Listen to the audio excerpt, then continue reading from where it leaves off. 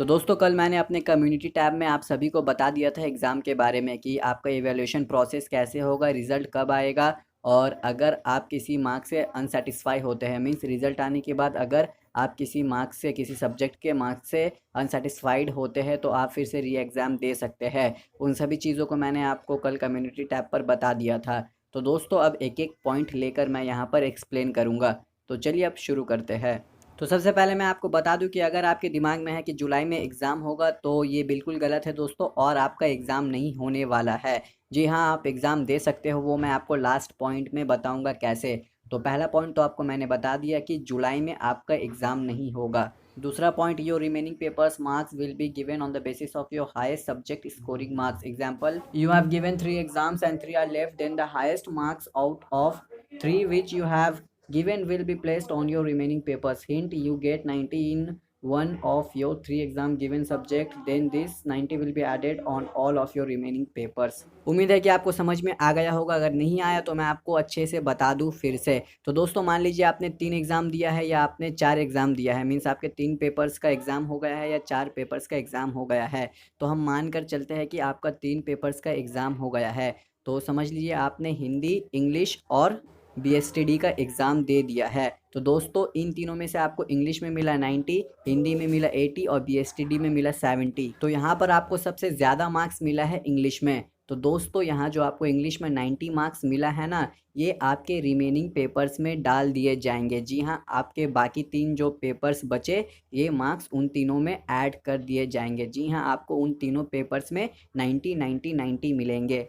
और ऐसे ही अगर आपने 4 पेपर का एग्ज़ाम दे दिया है या 5 पेपर का एग्ज़ाम दे दिया है तो उन चारों में से या उन पाँचों में से जिसमें हाईएस्ट मार्क्स आएगा वो रिमेनिंग पेपर में दे दिया जाएगा। और हाँ, एक और बात मैं आपको बता दूं, मुझे लगता है कि आप इसमें कंफ्यूज हो जाओगे। तो दोस्तों जैसा कि आपने 3 पेपर में एग्ज़ाम दिया है, इंग्लिश में, हिंदी में और बीएसटीडी में, ये मैं आपको मानने के लिए कह रहा हूँ। मुझे पता है कि आपका डिफरेंट स्ट्रीम भी हो सकता है। तो अभी के लिए आप सपोज़ कर लीजिए आपने इन तीनों में दिया है एग्ज़ाम, तो यहाँ पर तो आपका इंग्लिश में 90 आया और हिंदी में 80 आया। तो आप ये मत सोचना कि इंग्लिश में 90 आया तो मेरा हिंदी में भी 90 हो जाएगा। जी नहीं, ऐसा बिल्कुल भी नहीं होगा, क्योंकि ये सभी पेपर्स का एग्ज़ाम आपने ऑलरेडी दे दिया है। आपको हाईएस्ट मार्क्स उस सब्जेक्ट में बैठेगा जो पेपर रिमेनिंग है। तो चलिए, मुझे उम्मीद है कि मैंने आपको इस पॉइंट को अच्छे से समझा दिया, क्योंकि ये सबसे डिफ़िकल्ट पॉइंट था। तो अगर आपको इस पॉइंट में अभी भी कुछ डाउट है तो आप मुझसे कमेंट बॉक्स पर पूछ सकते हैं। तो दोस्तों अब मैं आपको बता दूं कि आपका जो रिज़ल्ट है वो आएगा जुलाई में 100%। यहाँ पर बहुत सारे ऐसे होंगे जो सोचते होंगे कि 10 का रिज़ल्ट नहीं आया तो 12 का कैसे आ जाएगा जुलाई में। तो मैं उन सबको बता दूं कि 10 का रिज़ल्ट का टैब्यूलेशन प्रोसेस कंप्लीट हो चुका है, बस अब रिज़ल्ट निकलना बाकी है। जी हाँ, और हमारे 12 का रिज़ल्ट दोस्तों 15 जुलाई तक भी आ सकता है। जी हाँ, बोर्ड ने एक डेट लिया है 31 जुलाई, लेकिन इससे पहले ही आ जाएगा। और ये दोस्तों सबसे बढ़िया पॉइंट है, इसके बारे में शायद कोई सोच भी नहीं सकता था। तो ये पॉइंट क्या है दोस्तों, फिर से मान लीजिए कि आपका जो 3 पेपर्स बचा था, हम एग्जाम्पल ले लेते हैं इकोनॉमिक्स, अकाउंट्स और आपका कॉस्ट एंड टैक्स बचा।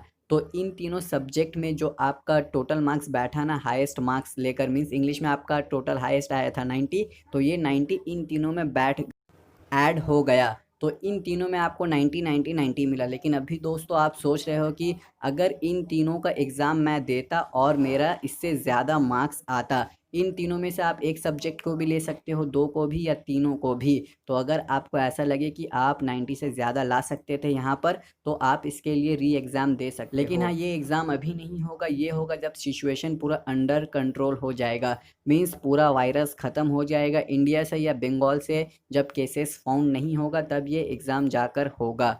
और मुझे नहीं लगता इसकी किसी को ज़रूरत पड़ेगी, क्योंकि जो 3 एग्ज़ाम बाकी है, आर्ट्स से हो, आर्ट्स से तो शायद 1 या 2 बाकी है, आर्ट्स से हो, साइंस से हो या कॉमर्स से हो, जो जो पेपर्स बाकी थे वो सभी टफ थे।